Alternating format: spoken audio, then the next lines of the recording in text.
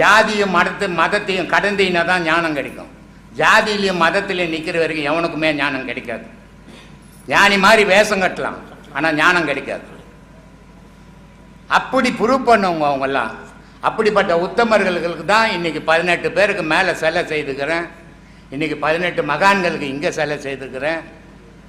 இது எல்லாரும் பார்த்து எல்லா இடத்துலையும் இது நடக்கணும் அப்படின்றதுக்காக தான் இது கும்பாபிஷேகம் வச்சுருக்கிறேன். இது தயவுசெய்து என்னுடைய கோரிக்கையே என்னன்னா, இந்த பத்திரிகைக்காவது டிவிக்காரங்க இந்த மாதிரி நிகழ்வுகளை எடுத்து வெளிப்படுத்தணும். ஆனால் தேவையில்லாத சண்டை சச்சரவு குழப்பம் திருடு அதுங்களை முக்கியத்துவம் கொடுத்து எடுக்கிறாங்க.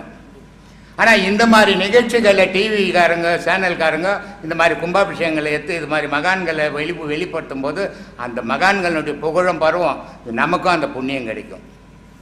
அதை செய்வாங்களோ செய்ய மாட்டாங்க.